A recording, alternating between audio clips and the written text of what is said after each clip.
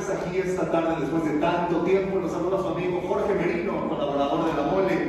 Y esta tarde, La Mole Room Sales Bazaar acompaña a un valiente joven con poderes increíbles que se aventura en un viaje místico hacia tierras exóticas, enfrentando muchos desafíos, entre ellos al orgulloso príncipe de la caída raza Saiyan. Estamos hablando, por supuesto, de la saga Dragon Ball. Y esta tarde nos acompañan dos grandes actores que han contribuido a traer la magia de Dragon Ball al mundo de habla hispana a través de sus voces. Así que vamos a darles, por favor, la bienvenida que merecen al señor Goku Mario Castañeda.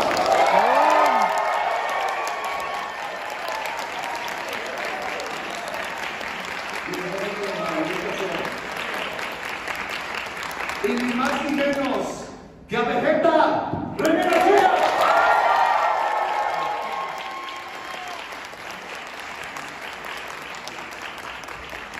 Hola, hola, hola. Hola, ¿cómo están? Bien. Hola, los oigo, ¿cómo están? Bien. No los oigo, ya los oí. Un saludo y un gusto de estar aquí de regreso, la verdad, muchísimas gracias. De verdad, mucha emoción para mí, ha sido importante siempre presentarme aquí en la Ciudad de México, mi ciudad, donde he crecido, donde he vivido toda la vida, donde nacieron mis hijos, está toda mi familia. No sé si me entiendan, generalmente salimos de casa, tomamos un avión, viajamos muchas horas y ni siquiera llegamos a presentarnos en ningún lado, llegamos a dormir y al día siguiente, pero aquí, esto de subirte a tu coche, media hora después estás en el lugar y estás enfrente de la gente es una maravilla. Y además, qué emoción que La Mole organiza esto con todo el cuidado, con todos los cuidados de salud, porque todavía estamos en esta pandemia. Entonces, cuídense mucho porque no queremos que nadie vaya a salir mal de aquí, nos queremos y nos queremos bien. Así que qué gusto estar aquí. Ya estoy vacunado 2 veces, es lo más anti-Goku que he hecho en la vida. fueron 2 inyecciones y yo sé que él no hubiera querido, pero ni modo. Traigo estos lentes y les voy a explicar por qué. Traigo una perrilla, ¿no? Un orzuelo, y me lastima la luz de pronto. Estoy poniendo un antibiótico, entonces eso, y aparte que dicen que soy bien payaso, pero la razón es los ojos. Y muchas gracias por estar aquí, los quiero mucho.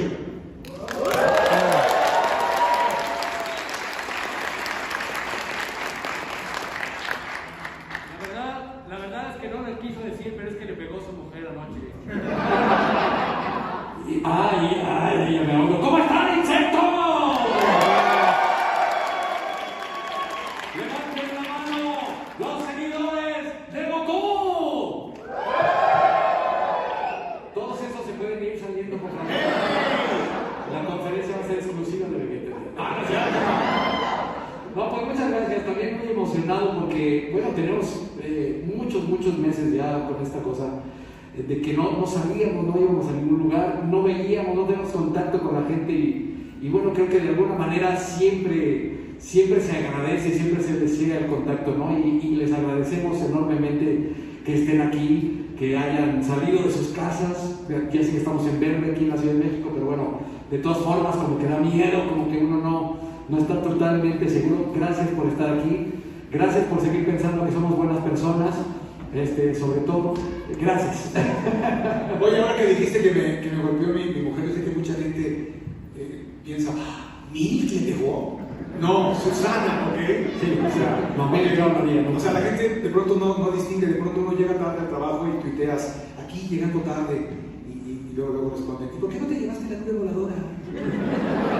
¿Y por qué no te teletransportaste? Sí, ¿verdad? Es que el otro día la dejé mal estacionada y se la llevó la nube. Entonces, sí, la gente no se para de pronto. Es que llovió. Es que llovió y se desinfló. Bueno, es una nube. Pues estamos en tus manos. Perfecto, muy bien. Un honor tenerlos aquí, verdaderamente. Muchísimas gracias. Y digo, más allá de lo que es la gran saga, que además tenemos expertos aquí que seguro tendremos preguntas muy interesantes, vamos a enfocarnos también en esto que es el oficio y el arte del doblaje. Así que la primera pregunta sería, ¿cuánto de técnica, propiamente de actuación, se aplica en la construcción de un personaje como Goku o como Vegeta? Y si es así, pues ¿qué técnica aplican? ¿Stanislavski, Brecht? ¿Cómo te haces el personaje? Bueno, sí, 100%. Yo siempre he dicho que para poder hacer doblaje tienes que primero saber lo que es la actuación, por lo menos, ¿no? Estar en contacto con las emociones, porque un personaje se construye en doblaje a través de la recreación de lo que estás viendo en la pantalla. Entonces esa recreación la tienes que hacer lo más fielmente posible, pero como el personaje, así sea un anime, que no es real, no es una persona real, lo que sea, transmite estas emociones, tú tienes que estar totalmente, digamos, como en la sabiduría de dónde vienen esas emociones. Porque no pueden, como actores, nosotros eso es lo que hacemos, trabajamos con las emociones todo el tiempo para poder hacerle creer a la gente que está oyendo esta historia que somos ese personaje. Por eso, a veces también cuando, como dice Mario, cuando nos confunden con el personaje, de pronto es curioso porque podrías pensar que entonces algo hicimos bien porque la gente pensó que nosotros éramos ese personaje en ese momento, ¿no? Lo mismo que dice Mario, a mí me pasa todo el tiempo, ¿no? O sea, cree que yo soy como Vegeta y no. O sea, no me subí ahí al Uber y llévame al World Trade Center, insecto. O te destruyo. No. Mira, como dijiste, se construye un personaje, es decir, tiene una estructura psicológica, emocional, y obviamente la actuación te prepara para esto. Hay técnicas, como dijiste, es muy rápido el doblaje, no tenemos el tiempo como en el teatro o en el cine de crear el personaje, estudiarlo, profundizarlo. Sí hay gracias al oficio y la experiencia, hay una gran penetración, digamos, en la psicología del personaje a una gran velocidad, pero nunca pretendemos llegar a la profundidad que puede llegar un actor o una actriz. Hacemos lo que podemos por el tiempo que tenemos, pero si no lo crees, no lo puedes crear, aunque sea un elemento muy complejo. Por ejemplo, Goku. ¿Cómo es Goku? ¿Cómo defino a Goku? Bueno, Goku no es terrícola, es un extraterrestre, es un Saiyajin, tiene poderes, vuela, se teletransporta, le salen poderes de las manos. Cuando eleva su energía al máximo, le cambia el tinte del cabello, de varios colores, y es multitinte. Ya anunciaron que va a haber una cosa de arcoíris también. Ya también viene ahora que para estar políticamente bien. Entonces tienes que creerlo, tienes que creerte todo esto, porque si no, se nota que no te lo crees, y si no lo crees, no lo creas, y la gente no se lo cree tampoco. Entonces, aunque la mezcla emocional y la definición psicológica sea muy rara, lo tienes que construir, y luego vive en un mundo que a lo mejor se parece al tuyo, pero a lo mejor no, y tienes que creer en ese mundo también y permitirte vivir en ese mundo con el personaje. Entonces, a veces es algo divertido, como Dragon Ball, pero ¿qué tal que te toca interpretar a un asesino en serie, ¿no? O a un secuestrador? Y es lo mismo, es un trabajo, te metes en esa piel, lo vives, lo interpretas, y después al final te lo quitas y lo dejas y lo ves desde lejos y dices, es un monstruo o lo que sea. Pero... Y hay una ventaja y una desventaja en doblaje, particularmente, que sí tienes que seguir al personaje. No es que tú quieras hacer lo que tú quieras y decir, bueno, yo a este personaje le voy a poner esta voz porque creo que no. Tienes que seguirlo fielmente. Entonces eso también tiene un nivel de dificultad, digamos, ¿no? Porque justo si te toca un personaje muy complejo, entonces tienes que meterte en el personaje, y no tenemos mucha oportunidad de escoger a los personajes. O sea, cuando nos dicen, oye, ¿qué sentiste cuando te llamaron para Dragon Ball? Pues nada, porque en realidad para nosotros era algo que veníamos haciendo desde hacía mucho tiempo, y que bueno, tuvimos la suerte, tuvimos la fortuna de que nos llamaron para hacer estos personajes, y cuando lo vimos por primera vez nos compenetramos totalmente con el personaje y lo tratamos de hacer de la mejor manera posible. Algo creo que hicimos bien, porque bueno, no sigue ahí, pero en realidad no es que nosotros a veces escojamos los personajes. Sí, mira, yo quiero hacer mejor dame porque no tenemos esa facilidad, digamos. Claro. Y a veces el personaje te escoge a ti, ¿no? Sí. Hay personajes, a veces cuando un director o directora está viendo una película o un episodio o caricatura, anime o lo que sea, de pronto ve un personaje que se parece a alguien, y entonces dices, ah, no, este personaje se parece a René, y de pronto llegas tú a doblarlo y dices, ya sé por qué me lo diste, es igual a mí. Muy bien, perfecto, fabuloso, gracias. Ya que estamos hablando de personajes y pues como tal de historias, ¿cuál consideran que es el mensaje más importante que dan no solo la historia, sino sus respectivos personajes en la saga Dragon Ball? Bueno, creo que Goku, al principio quizás no se sabía todavía toda esta historia de los Saiyajin. Goku empieza Dragon Ball siendo un niño huérfano que crece solo, no fue a la escuela, por ejemplo, pero con una gran fuerza y es bueno para los golpes. Y entonces aparece un torneo de golpes y dice, yo de aquí soy.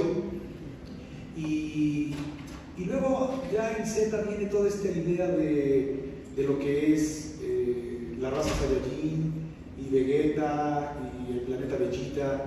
Y entonces Goku es catalogado como un guerrero de clase baja. Es decir, pocas aspiraciones en la vida, no va a lograr gran cosa, no va a salvar a nadie, no es importante.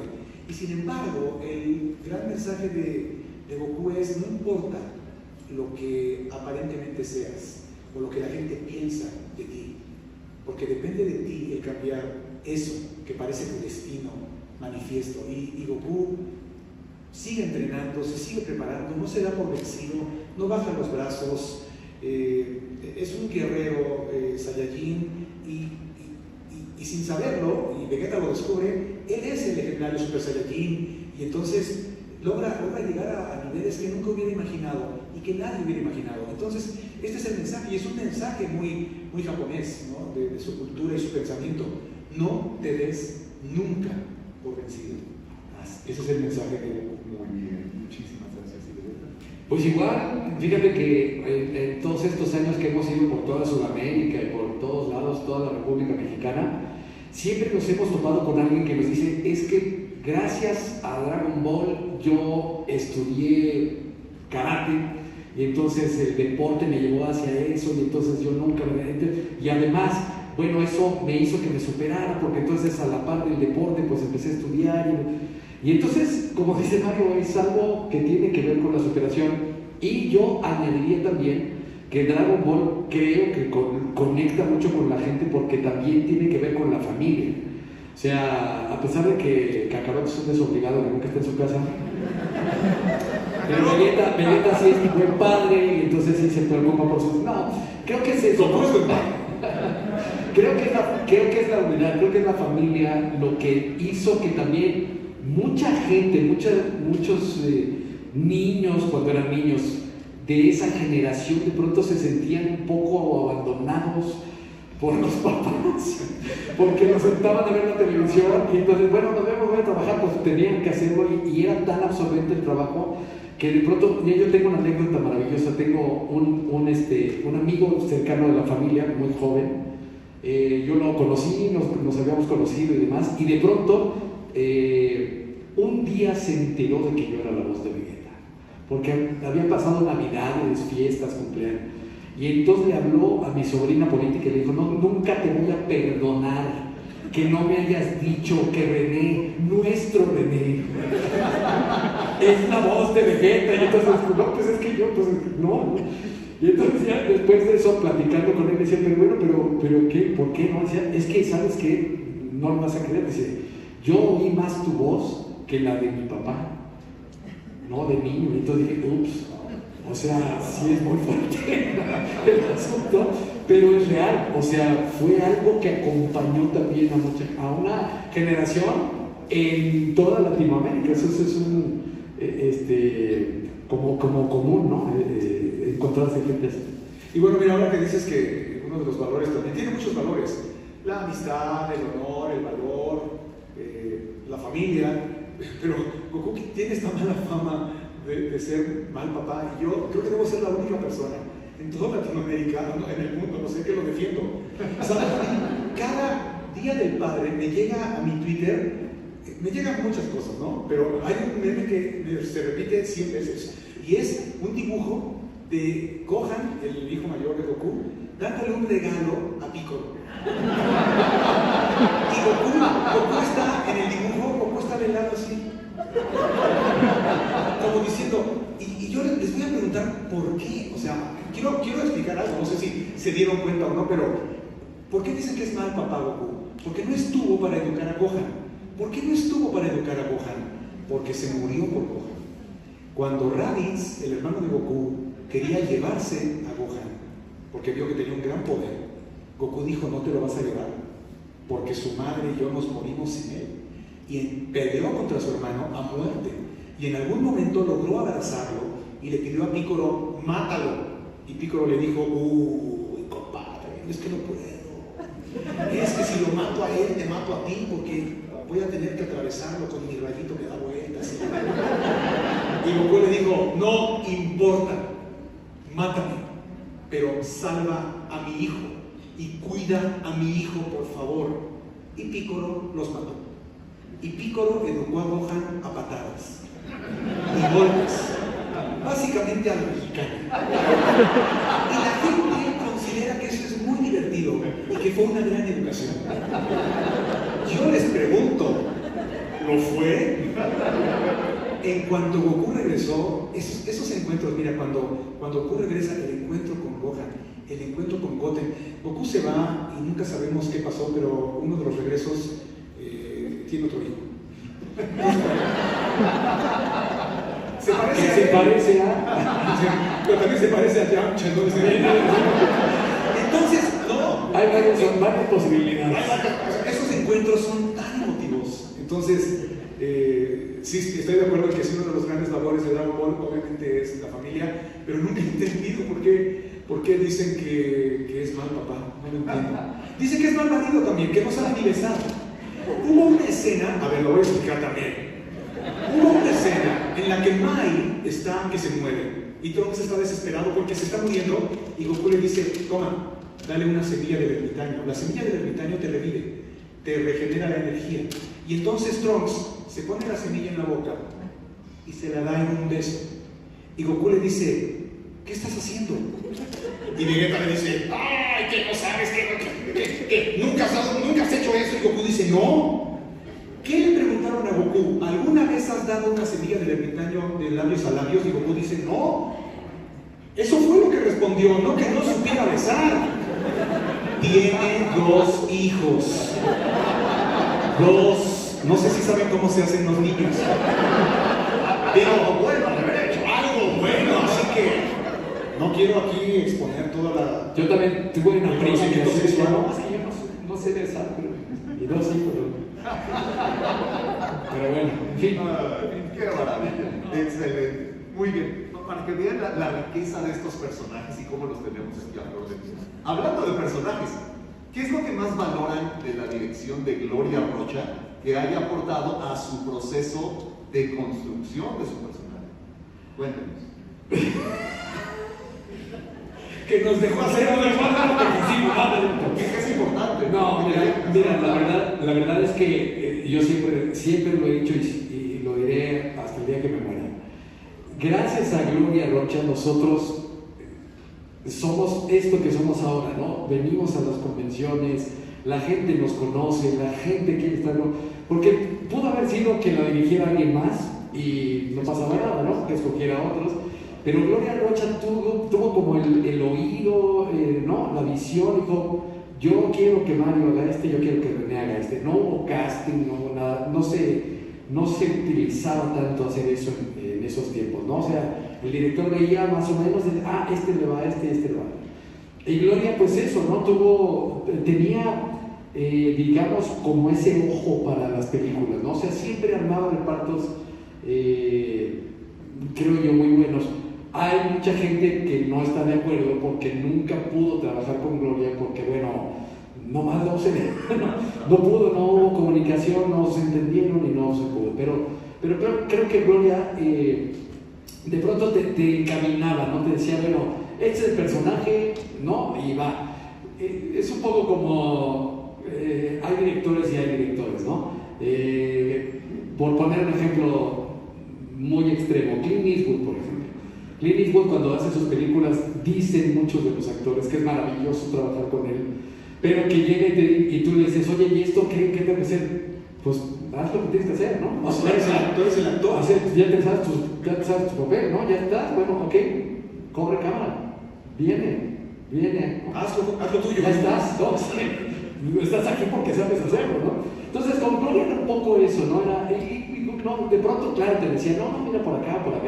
O sea, lo del insecto, por ejemplo, que surgió ahí con ella. Ahí sí, bueno, fue como cosa de, oye, quiero buscar algo que insulte a los villanos, que los rebaje. Pues qué imbécil, no, es estúpido, no, porque es ofensivo, pero algo así que ¿qué?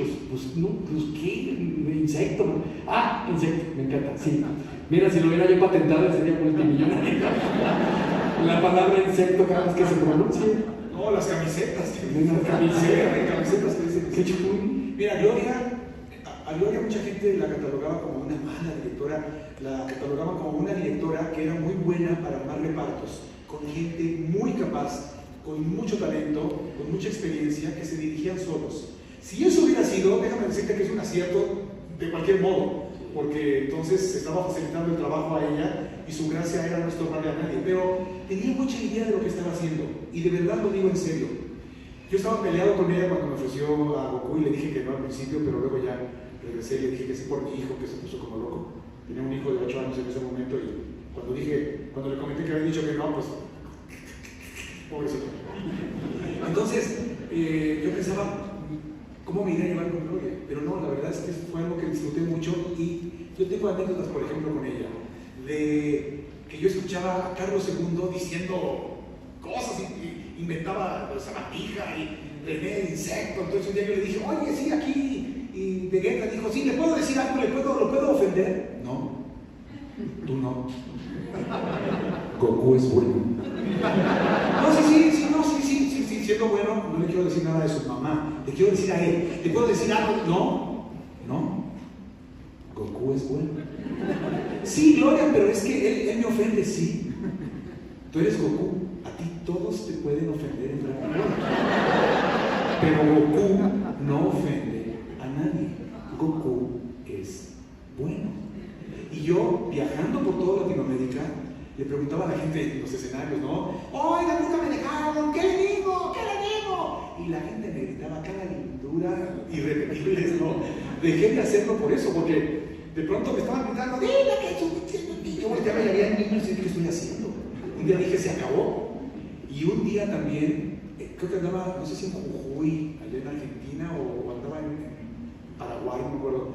De repente, entre la gente que me gritaba, alguien me gritó por allá, ¡dile que es un reggaetonero! Y dije, hay límites, o sea, eso sí ofende. O sea, de verdad, hay límites. Yo nunca podría decirle eso a Vegeta. Y además luego me enteré, ni a nadie. Bueno, sí podrías, no deberías, qué ofensa. Y luego me enteré que Vegeta ya se había casado y dije, ya conoció el infierno solito, ya para qué lo ofende. ¡Aplausos, sí, por favor!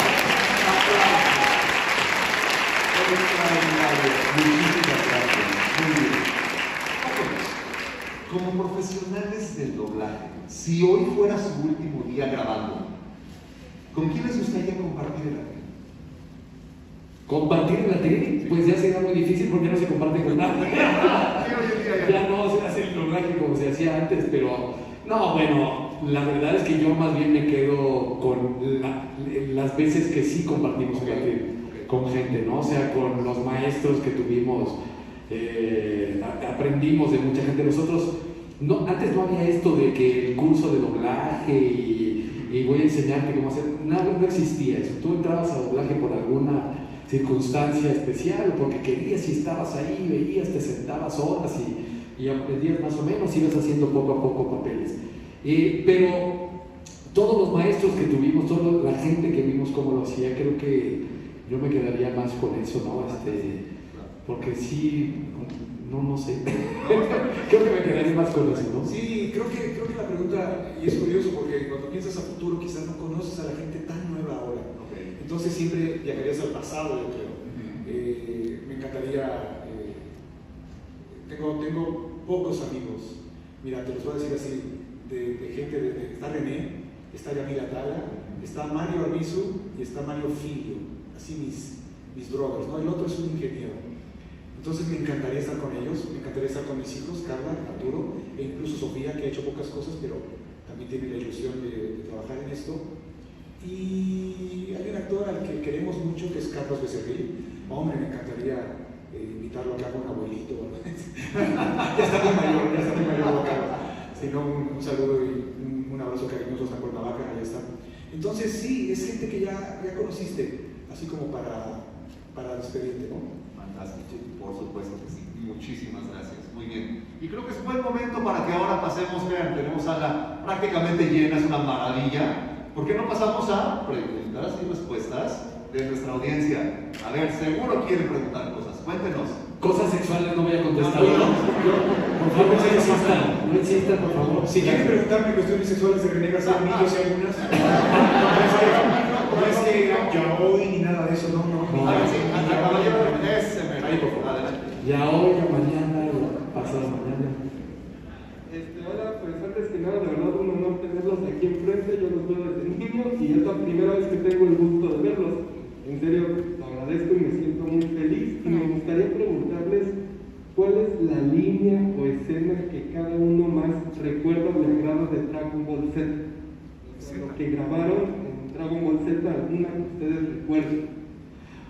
Pues mira, yo diría que la más icónica, porque bueno, a veces también nos preguntan, oye, ¿se acuerda en el capítulo 206, en el minuto 11:54, cuando usted dijo esas...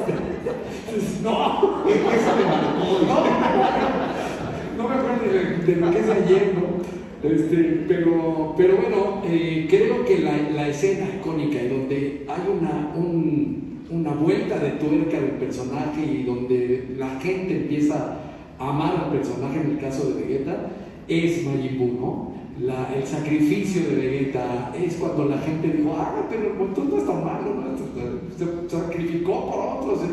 Es una escena icónica, ¿no? Hasta la muerte ahí con Majin Buu. Y es cuando le dice, tú eres el Saiyajin, y reconoce además que, ¿no? Lo cual para su orgullo era una cosa terrible, ¿no? Entonces creo que ese es digamos ¿cómo se dice? Pues el cambio, ¿no? La vuelta de tuerca del personaje, y cuando empieza a tomar más fuerza, ¿no? Es Freezer, ¿no? Es con Freezer, es el capítulo 86. No, la muerte es con Majin Buu, el sacrificio. Ese también muere cuando lo mata Freezer. Bueno, es que muere, muchachos. Digo, no es que... No es que, por supuesto, que solo Krillin, pero murió. Para morir solo Krillin. Y yo digo que los personajes, Dragon Ball, todas las sagas y todo de Dragon Ball, la franquicia de Dragon Ball, es como personaje de Dragon Ball, porque se muere, revive. Y así hasta que estemos muy viejecitos vamos a sentir. Sí, yo recuerdo mucho de esa primera muerte de Vegeta cuando lo mata Freezer, donde le dice, tú serás el legendario, y el otro no sabe de qué está hablando, todavía no entiende o no quiere entender. De hecho, Goku, hasta la última película, hasta Broly, por fin aceptó su nombre y su esencia Saiyajin. Obviamente, cuando al final dice, mi nombre es Son Goku, y también a veces Kakaroto, pero no lo había dicho nunca. Entonces, todavía en la muerte de Vegeta a manos de Freezer, Goku no aprecia, de hecho, odia a Vegeta todavía por todo lo que ha hecho, pero Vegeta le habla y le explica quién es Freezer, lo que hizo a toda la raza Saiyajin, cómo los mató, cómo destruyó el planeta, y ha destruido planetas por placer. Entonces, Vegeta tiene ya la ilusión, o siente que él es el legendario Super Saiyajin, y le encarga enfrentarse y eliminar a Freezer. Y entonces, enterrando a Vegeta, Goku le va hablando y le dice, para que hayas llorado y le pidieras eso, tu angustia debió ser muy grande y no sabes cuánto te odiaba, pero tenías el orgullo de un Saiyajin. Le dice unas palabras increíbles, es un monólogo hermoso, y luego lo entierra y lo cubre con piedras y con tierra, y voltea con Freezer y le dice, yo soy un Saiyajin criado en la tierra. Entonces todo ese monólogo, hasta el momento de juro que te exterminaré, es impresionante. Es algo que en las convenciones se requiere mucho con la música del momento, y es así de entrañable. Excelente, muchísimas gracias. Muy bien. A ver, por acá, por favor, acá el caballero de acá. Gracias. Arriba a mi derecha. También, él. Muchas gracias. Primero que nada, pues para mí es un honor tenerlos enfrente. Ya tenía el gusto de conocer al gran Mario Castañeda. Y desde el punto de mi discapacidad visual, les pregunto, ¿qué sienten de que gracias a ustedes, nosotros, las personas ciegas, sabemos lo que pasa en las caricaturas, películas o series? Pues mira, es muy interesante lo que dices, porque creo que también justamente el éxito del doblaje, de cualquier cosa que se haya doblado en la vida, no estoy hablando exclusivamente de nosotros, se debe a este fenómeno de la voz. La voz para mí es como la música. Cuando tú escuchas la música y estás en un momento muy especial de tu vida, esa que estás escuchando en ese momento puede transportarte a un momento muy especial donde estuviste, ya sea muy triste o muy alegre o lo que sea, ¿no? La voz es muy parecido a la música. El sonido que viaja, que es totalmente abstracto, te llega a un punto del cerebro donde dices, ¡ay! Esto es lo que yo oía de niño. Y nos pasa a todos, ¿eh?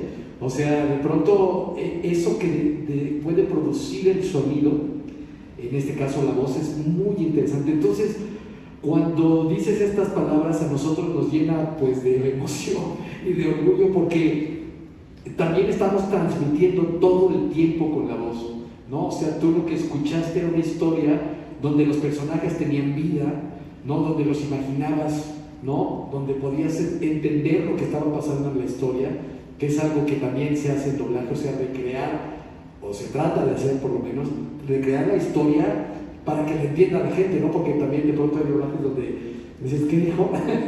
Porque la traducción es muy mala o de plano no hay coherencia en lo que dice uno y otro personaje. Entonces, bueno, pues qué emoción y qué maravilla que nos digas eso. La verdad es que nos llena de orgullo y de emoción poder saber que pudimos hacer esto, ¿no? Muy emocionante. Con la voz. Sí, es muy, muy emocionante, de verdad. ¿Sabes que hay gente que quisiera que el doblaje desapareciera? Considera que mutilamos una obra maestra, una obra artística, que no tenemos el derecho de hacerlo, que cómo nos atrevemos, que desvirtuamos el texto, que desvirtuamos el sentido, que cambiamos la traducción, la adaptamos por cuestiones de lip sync, y hay una serie de cuestiones, y hay mucha gente que no necesita el doblaje. Y lo curioso de la vida es que si tu televisión tiene SAP, pues cámbiale de canal o cámbiale de... No, digo, Netflix tiene no sé cuántos idiomas, entonces, ¿por qué ibas a destruir una industria que le da tanto brillo a México, tanto prestigio, ha traído tantas divisas al país? Del doblaje en el mundo, no solo habla hispana, en todo el mundo se habla muy bien de México por su industria de doblaje, por el trabajo que se hace.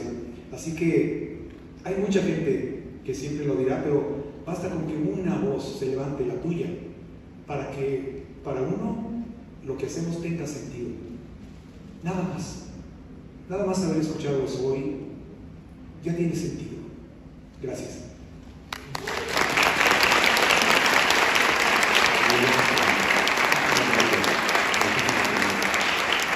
Hay tiempo para una pregunta más, se hace una mano por allá, a ver de qué lado, por favor. Gracias.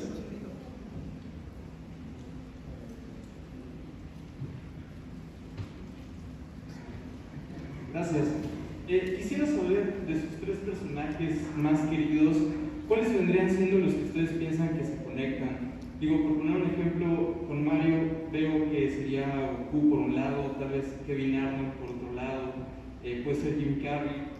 Por el lado de René, Hanamichi Sakurai, se me viene a la cabeza, Vegeta obviamente, que creo que se parecen un poco. Y yo, por lo guapo, dice, ¿no? Esa parte, ¿no? La parte de física, ¿no? No, o sea, como el perfil. La parte sensual. Claro. Me encanta lo que acabas de hacer, te voy a explicar por qué. Creo que tú más bien nos acabas de decir con qué personajes nos relacionas más. Es decir, no, te voy a decir una cosa. A mí, luego cuando me preguntan, Mario, ¿cuál es tu personaje favorito? Primero agradezco la pregunta y agradezco que no me digan, Mario, después de Goku, ¿cuál es tu personaje favorito? Porque yo nunca he dicho que lo sea. Y de hecho, yo no tengo favorito. No me identifico con ninguno.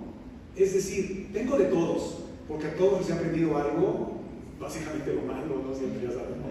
Y todos tendrán algo, obviamente la voz de entrada, pero aparte algún rasgo y obviamente las emociones que jugaron para construir su esencia emocional. Pero la verdad es que queriendo todo, tampoco estás aferrado a algo en especial. En mi caso, amo todo lo que hago, lo agradezco, me considero inmensamente bendecido y afortunado. Y en el mismo sentido soy agradecido con la vida por haber descubierto mi vocación, por haber estudiado mi vocación y por haber podido dedicarme a esto que me realiza como persona y profesional. Entonces, lo que dijiste es cierto, porque sí, amo todo eso, pero amo todo lo otro y no hay favorito en mi caso. Yo igual, la verdad es que todo lo que hago trato de conectarme con el personaje. No es que yo sea el personaje, insisto, ¿no? Luego la gente se enoja porque dice, es que, ay, te contestó que no era el personaje. Es que mamón eres. No, es que en realidad no lo eres el personaje en ese momento. En el momento en que entras a la cabina y te vuelves no solo Goku y Vegeta, te vuelves Bruce Willis o Keanu Reeves, John Wick, pues son personajes, o los Caballeros del Zodiaco, o Stewie de Padre Farrell, son personajes totalmente distintos. Si tú a ese personaje lo hicieras con una sola característica, pues sería muy aburrido, ¿no? Tu voz sería muy aburrida. Entonces, lo que trato de hacer, y por eso somos actores, es tratar de interpretar todos estos personajes, ¿no? Es un poco enfermo, si te pones a pensar, ¿no? Porque estar queriendo ser otro todo el tiempo está medio raro. Pero bueno, no le hacemos daño a nadie, en realidad contamos historias, somos contadores de historias y eso es todo. Utilizamos los personajes y las tramas y todo esto para contarle una historia al público. Pero creo que a veces sí, de pronto hay personajes con los que te topas, con los que dices, ¿por qué no soy yo así? Estoy dirigiendo Shaman King ahora, la nueva saga que Netflix le tomó y están rehaciendo todo. Bueno, hicieron exactamente la historia como era, pero la verdad les voy a confesar, no sabía nada yo de Shaman King, no tenía la menor idea de qué se trataba, nunca lo vi, ¿no? Tuve que ponerme a investigar porque yo no la dirigí hace 20 años, ¿no? Que fue la primera. Pero veo al personaje, veo a Io y digo, ¿por qué no soy yo así? O sea, ese no le vale todo. Oye, pero que nos vamos a matar. Sí, ahorita, tranquilo, tú, ¿no? Y hasta trae su cosita de marihuana aquí. No, y dije, pues con razón. Entonces, no, mira, tranquilo, es que, pero están a punto. Sí, ahorita, tranquilo, no pasa nada, ¿no? Entonces, yo me gustaría ser así, pero no lo soy, por supuesto. Oye, también me encantó esto, porque podría haber sido que alguien se levantara y nos dijera, oigan, pero ¿qué es lo que les gusta, no? ¿Con qué se identifican? Mira, yo me imagino, por ejemplo, Mario, ¿no? Con esa película que hiciste del asesino en serie, ¿no? Y esa otra que hiciste del violador, ¿no? Y que se gustaba a las niñas, ¿no? Yo creo que a lo mejor, ¿no? Y el luchador que le pegaba a su esposa, ¿no? Yo creo que, no sé, ¿entiendes? Y sería a lo mejor el gusto de esa persona porque le gustaron esas películas, pero igual no diría que no amo esos personajes si los hubiera grabado, porque igual los amaría si los hubiera hecho, porque básicamente desde el punto de vista del trabajo, por lo mismo nunca le dirías que no a algo, porque todo es un reto a fin de cuentas, y todo va a ser aprendizaje, y todo va a ser sumar y sumar. Y mira, nada más para cerrar, somos muy afortunados en hacer lo que hacemos porque hacemos lo que nos gusta, y además nos pagan, que es lo peor. Entonces, la verdad es que somos bendecidos, somos afortunados. Escogimos ese camino no sabiendo lo que iba a venir después. Insisto, Dragon Ball fue una fortuna para nosotros en la vida, porque nos cambió en cuanto a esto, en cuanto a poder recorrer tantos lugares, que la gente nos reconociera, que nos quiera tanto, ¿no? Incondicionalmente, porque realmente no nos conocen, ¿no? Se imaginan que somos de una manera, pero la verdad es que eso es invaluable y nosotros siempre pues tratamos de hacer nuestro trabajo pensando en darle lo mejor a la gente, ¿no? Como decía este chico acá, ¿no? Es que su voz se quedó, bueno, eso para nosotros ya es como haber dado ese pequeño paso para con ustedes, ¿no? Y con eso nos quedamos, ¿no? Oye, y ahora con la pandemia, uno salía a la calle de pronto y decía, ok, pues no voy hablando por la calle porque no tengo nada que decir, y aparte traigo mi cubrebocas, ¿no? Y luego los lentes, entonces ahora sí voy de incógnito, ¿no?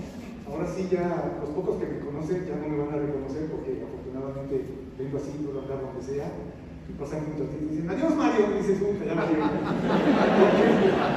Con todo y el cubrebocas y los lentes y la careta, ¿no? De todos modos, entonces, gracias por eso, gracias a la vida y gracias a ustedes. Bien. Aplauso, por favor.